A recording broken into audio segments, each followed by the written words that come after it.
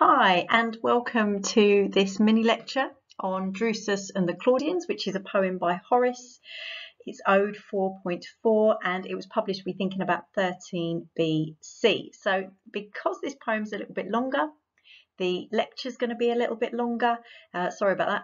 And so what I've done is on each slide, I've put the section, the sort of section we're talking about. And so you might want to follow a section, make some notes, and then pause it and perhaps come back to it later. So this poem's published quite late on in Augustus's career, really. We've now got Rome that is broadly at peace. We've had the secular games, this idea of a new golden age. The poets are in full flow. Augustus's position is secured. And now both Augustus and the people of Rome are beginning to think about succession. Remember, Augustus wasn't particularly fit and healthy, and there was a fear that he might become ill and die, and therefore that led to the question of what is going to happen after. Are we going to have a power vacuum like we did after the death of Julius Caesar? It seems to be a poem about a few different things, but obviously the title gives it away. It's about Drusus, or it starts off being about Drusus, and he was 25 years old at the time this poem was written. He was the son of Livia and Tiberius Claudius, who was Livia's husband previous to Augustus. And I think it's worth remembering, although I wouldn't want to comment necessarily on how relevant this is that Drusus was born actually after Livia and Augustus were married. He was Octavian at the time, of course. She was pregnant, quite heavily pregnant, I think, with Drusus at the time of the wedding. And so Augustus really would have brought him up. Tiberius, who would be the future emperor of Rome, was Drusus's elder brother. He was 3 or 4 at the time of the wedding. So, you know, for both children, Augustus would have been very much a father to them.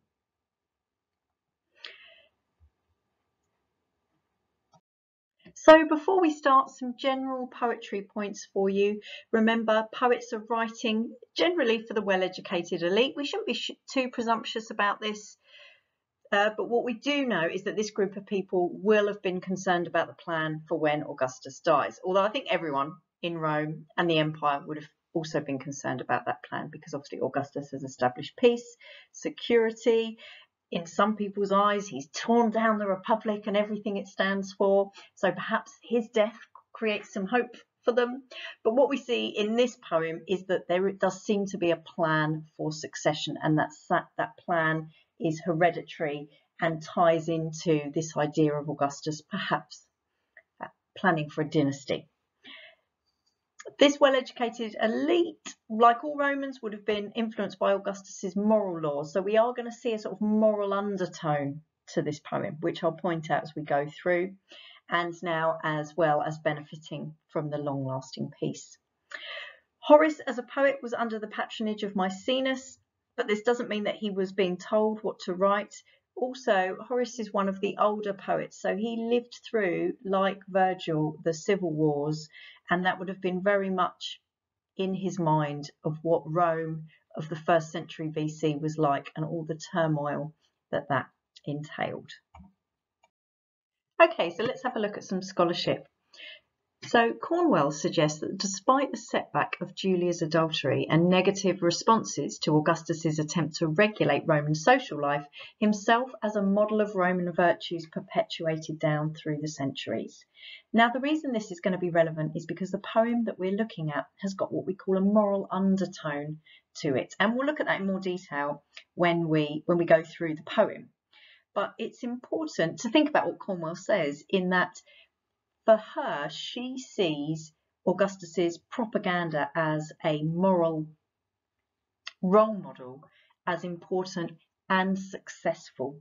And we do a lot of talking about success, don't we? So this is a good scholar to support the idea that this element of Augustus's propaganda is successful. And then if you were using Cornwell in an essay, you could then support the scholar with some evidence from this poem. So a bit of historical context. So the moral laws of Augustus were in about 18 BC, 19 to 18 BC, and you'll learn about these if you haven't already. They regulated all sorts of things, particularly marriage, and rewarded women for the number of children they have. It was basically encouraging family values, because the loss of those values was held to be responsible for the sort of decline of the Republic. But I won't go into too much detail about that. And Julia, Augustus's daughter, was exiled from Rome for adultery in 2 BC. Dun, dun, dun. Okay, so that's Cornwell. Then we have Jenkins. Jenkins argues that poets had the power to transmit glory to future generations, and that it was this audience with whom Augustus was principally concerned. So I think we've had a look at this scholar in other lectures, but it's a really good one, because when you're talking about audience, you can use Jenkins to say that actually the poets aren't concerned with the elite audience. They aren't concerned with the plebeian audience or the soldiers. They're concerned with the audiences of the future, and that's who they are thinking about when they are portraying Augustus in a certain way, or that's certainly who Augustus was thinking about when he employed these poets. So that's quite an interesting one as well. And I think interesting as well for thinking about success and effectiveness. And then this one as well is relevant on a different level. So Beard suggests that the mausoleum was a powerful sign that there would be a dynasty to follow him. And certainly when we look at this poem, there is the impression that there will be a dynasty to follow Augustus. So a dynasty is power that is inherited through a family. And what Beard means is that by building such a huge structure, Augustus is saying that his family members are going to be as important as him, because they will be buried with him in this mausoleum. So it will be a place to remember all of his descendants as well as him. So 3 really good scholars there to think about when discussing poetry, and particularly morality and the legacy of Augustus, which are things you may be asked about. Okay, so a really good idea to have the poem in front of you and to annotate and make some notes. If you've forgotten a pen, if you've forgotten the poem, then just pause the video and go and grab both. Okay, so the poem starts by using animal similes, and these are animal similes for Drusus. And we start off straight away with Drusus being compared to an eagle, like the winged agent, like the winged agent of the bright lightning bolt, to whom Jove granted power over wandering birds. Once the divine king had found him faithful in snatching blonde Ganymede. So we have a reference here to a myth, an ancient myth, about Jove or Jupiter falling in love with a young Trojan boy who was meant to be absolutely beautiful.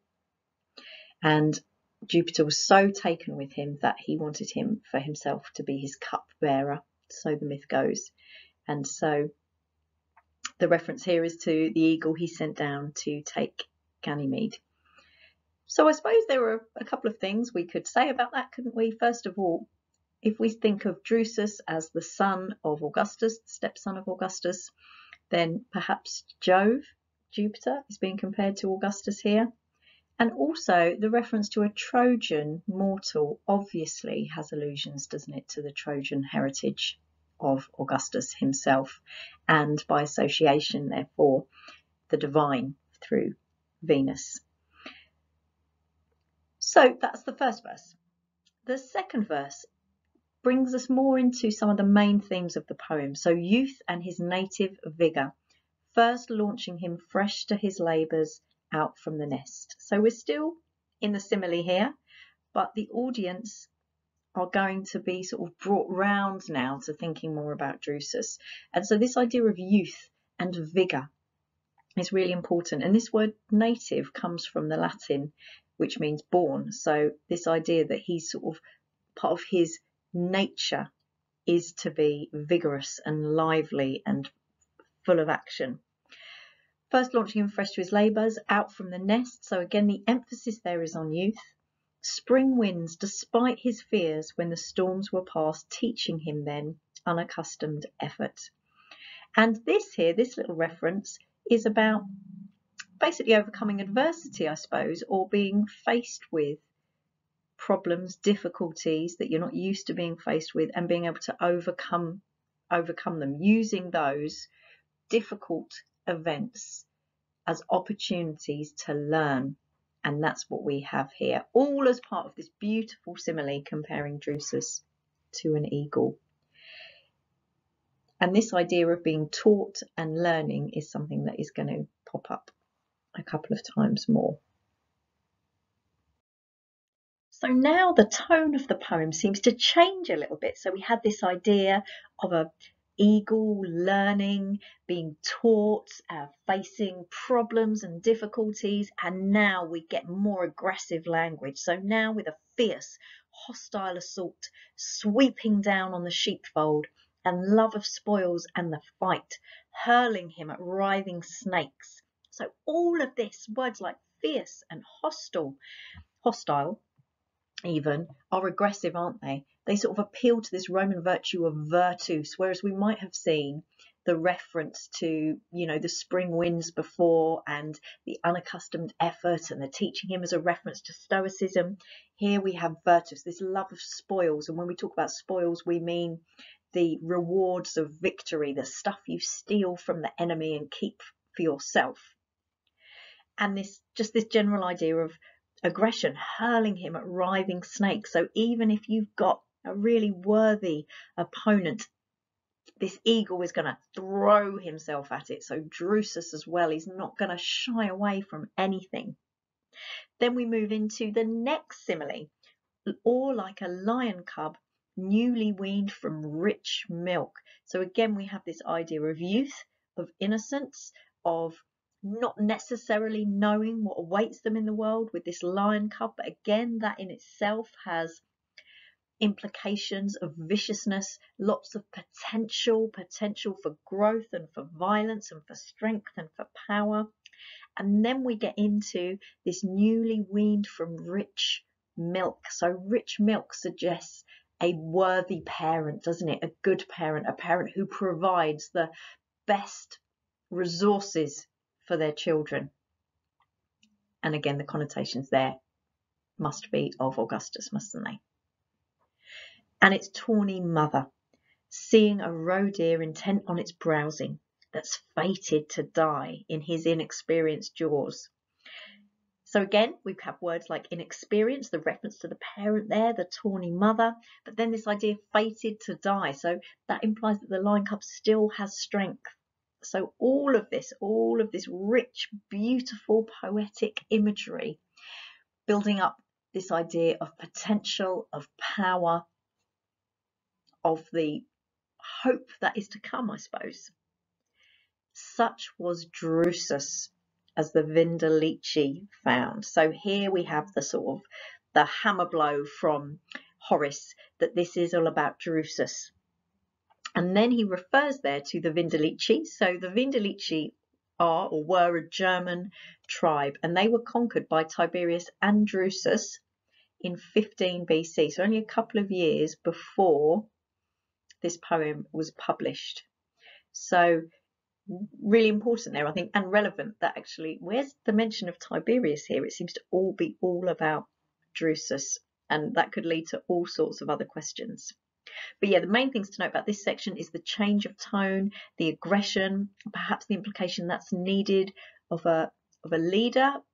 Some might say perhaps Horace is being critical of that kind of aggression. I don't know, that's probably trickier. But the focus again is on unaccustomed, inexperienced. He's not quite there yet, but he is full of potential. And then the example comes in of the Vindelici. So Horace moves next to direct praise of Drusus. So the animal similes have really sort of begun to paint the picture for us about the kind of youth that Drusus is by using these really pertinent similes. But now we're getting directly into what he has achieved. So we've already mentioned the Vindelici, so this carries on waging war beneath the Ratian or the Ratian Alps. So again, immediately we're thinking about a man who is accomplished in warfare. And then we have this weird aside in brackets. I'll just read it to you. where the customs derived from that, as long as is known, has forced them to arm themselves, clutch in their right hands Amazonian battle axes. I've not tried to ascertain. It's not right to know everything. So what is, I wouldn't worry too much about that last bit from Horace, but what's relevant here is this reference to the Amazonian battle axes, and it is emphasised in a few different ways. Arm themselves, clutch in their right hand. So this is something that Horace wants us to think about, even though it might seem like a bit of an aside. And Amazonian battle axes are obviously traditionally the weapons of the Amazons, and the Amazons are traditionally barbaric. They are barbarians. So Horace seems to be saying here that the Vindelici were barbaric, and thereby this justifies the campaign against them. That could obviously lead us into all sorts of questions about if he is justifying it, why does he feel he needs to justify it? But we don't need to worry about that at the moment.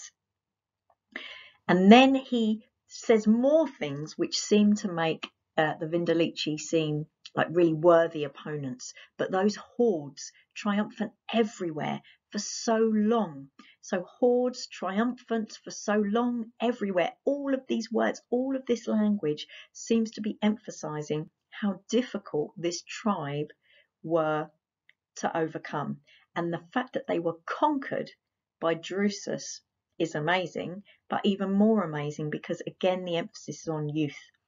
Horace talks about the young man's strategies. The fact that he has strategies, that he is strategic, again shows his value as a true, brilliant Roman, but also the word young. We've seen youth emphasised throughout this poem so far, shows that he is still just a leader in the making. And I think what's really interesting about this is Drusus is 25 when this campaign takes place. He's about 25. By the time Augustus was 25, this was about 38 BC. Think about all of the things Augustus had already achieved by then.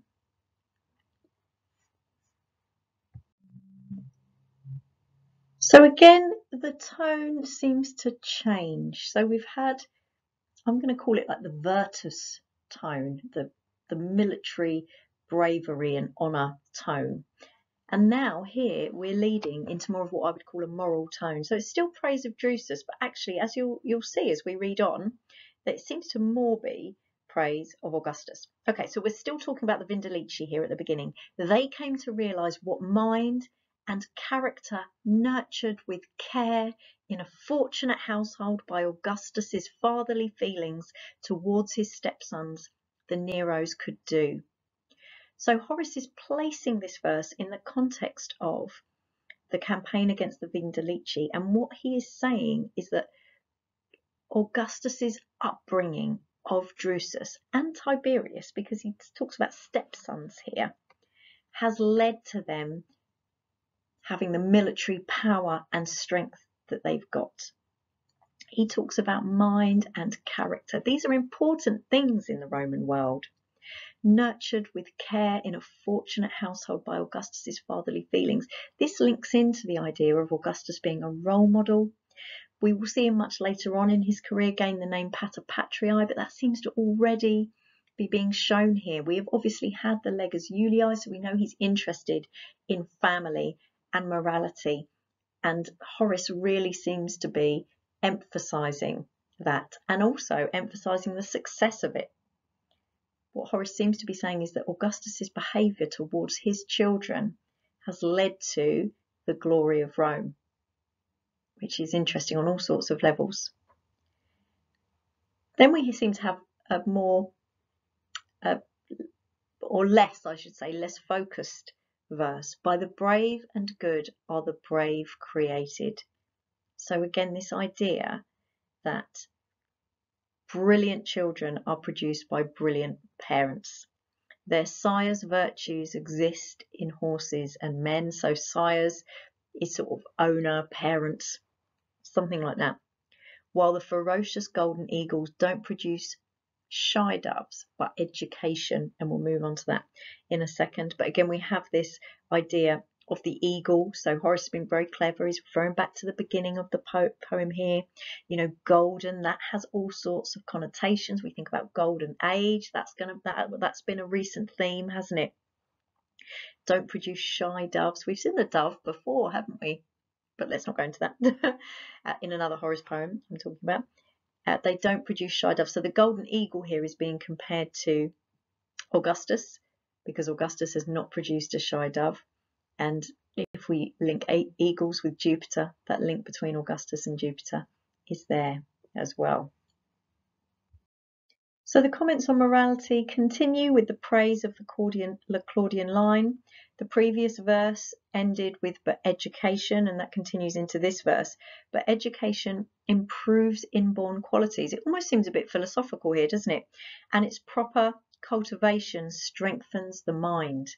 Whenever moral behaviour falls short, its faults dishonour whatever was good at birth. So again, comments on morality here. Horace is concerned with morality, and I think that is perfectly credible, isn't it, that he'd be concerned with morality. As in his mind, he has seen morality sort of fall by the wayside in the 1st century BC. The Metaurus rivers a witness, O Rome, to what you owe to the Neros. So the Metaurus refers to a river which was the site of a battle in the Second Punic War. So the Punic Wars were against the Carthaginians, and the Second Punic War is the most famous one because that's when Hannibal walked from North Africa, or marched, I should say, from North Africa with his elephants into Italy and began to just lay waste to it. And there are a few really key battles where the Romans lost, and they lost lots and lots of men. But the Metaurus was a battle which the Romans won. And we've seen that the Second Punic War is a concern of Horace's in a Toast to Actium. He mentioned Hannibal. We also know that it was a concern of Virgil. For those of you that are reading the Aeneid or have read the Aeneid, some of you will read it next year, the Carthage and the Punic Wars seem to pop up fairly regularly.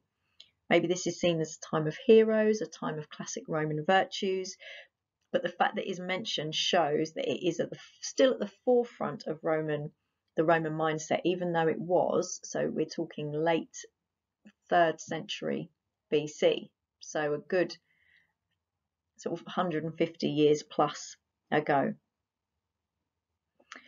What's key here is why Horace is mentioning it. So the reason Horace is mentioning it is because an ancestor of Drusus and Tiberius's birth father helped lead the Romans to victory here.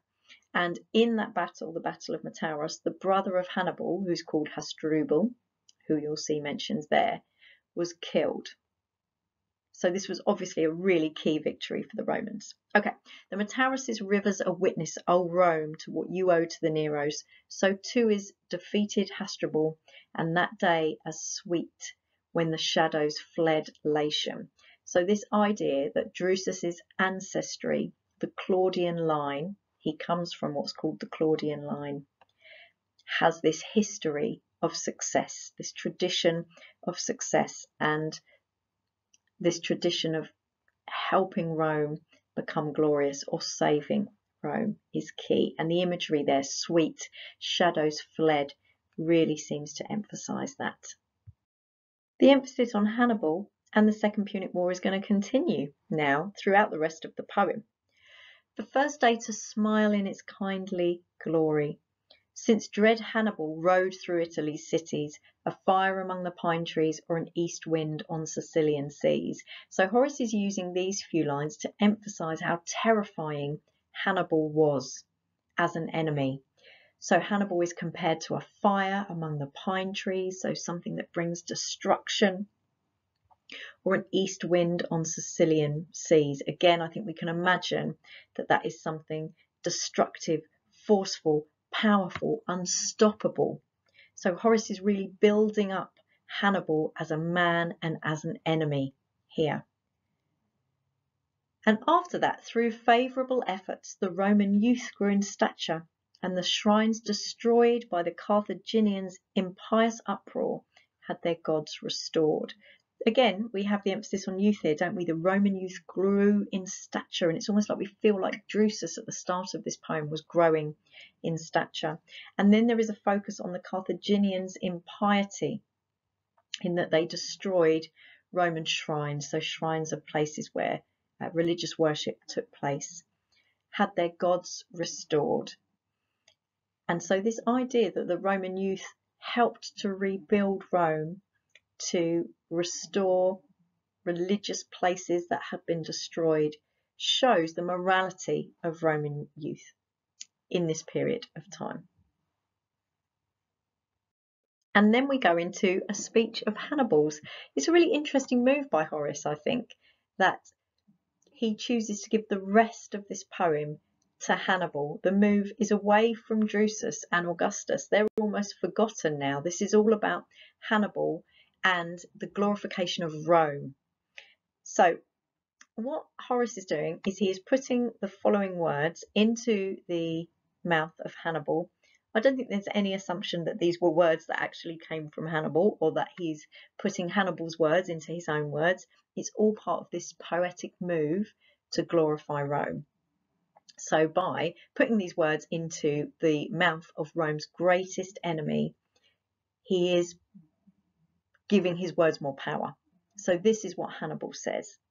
Of our own will, like deer who become the prey of ravening wolves, we're chasing those whom it's a triumph to flee and evade. So the Carthaginians here are the deer, the ravening wolves are the Romans. Again, I leave it up to you to decide what you make of that simile. You know, you might see wolves are wild, they're bestial, they're full of, they're bloodthirsty. So is he complimenting Rome here? Who knows? And then what Hannibal says is that, you know, if you can evade the Romans, if you can avoid the Romans, then that's a success in itself, almost making it seem like their behaviour of chasing the Romans is ridiculous, is stupid. Their race, still strong despite the burning of Troy, brought their children, sacred icons and aged fathers. So it's really worth highlighting that.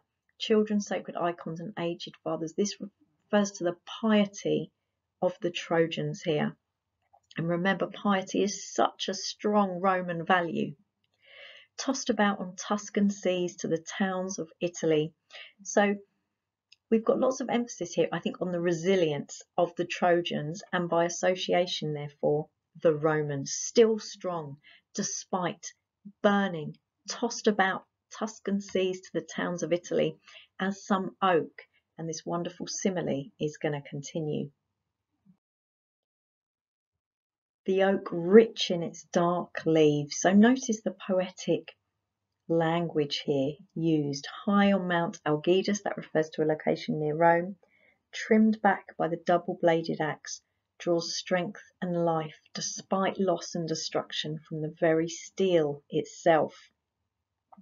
So this is interesting, isn't it? This again seems to show the resilience, the stoicism, the strength of the Romans. They're being compared to an oak tree which has been attacked by an axe, but yet it seems to draw strength from that attack despite the loss and destruction. The word steel, all of these things, all of this language like axe and strength and despite, again seems to really build up the nature of what it is to be Romans.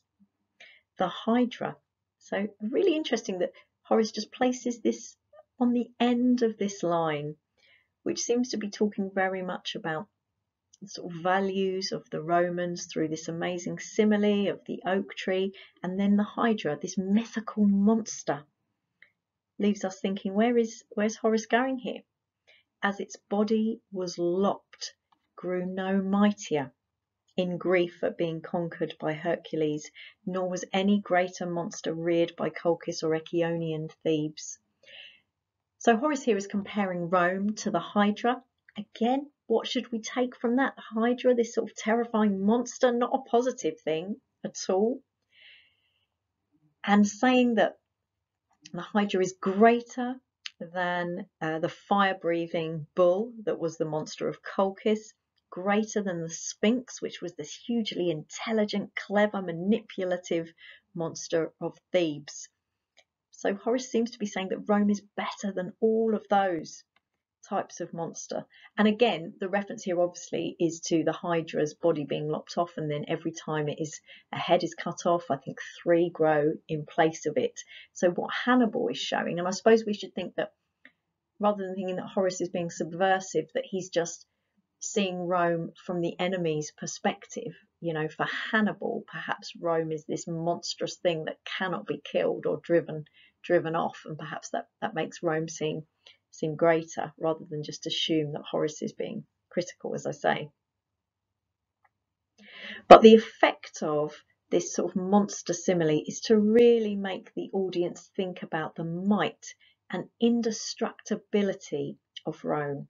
You could say that actually Horace is really inspiring patriotism. It's really puffing up the chests of the Romans to think, wow, we are so brilliant that even Hannibal can think like this about us.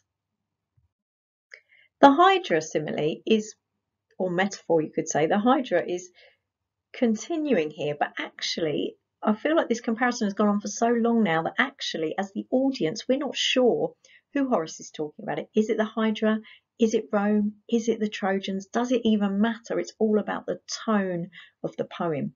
Drowned in the deep, it emerges lovelier, contend. It defeats the freshest opponent with great glory and wages wars that the housewives will tell of in story. So again, look at the language here. So it starts off with this sort of drowned in the deep, but then we've got emerges, lovelier, defeats, freshest opponent, great glory, wages, wars.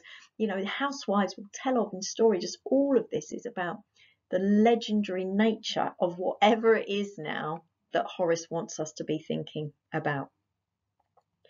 Then we remember that we're listening to Hannibal. I'll send no more proud messages to Carthage. Every hope of mine is ended, and ended the fortunes of all my family, since my brother's Hasdrubal's destruction.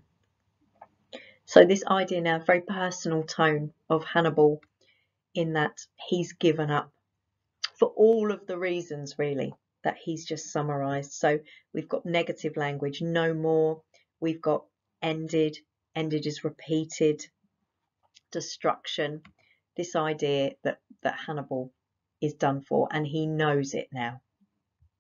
And Hannibal admits there's nothing that Claudian power can't achieve. So this is referring to all of the Claudians that have come before, but also Drusus, Tiberius, their children. And this really plays into the idea that Augustus is trying to create a dynasty of some sort. This really plays into the idea that the descendants of Augustus are great.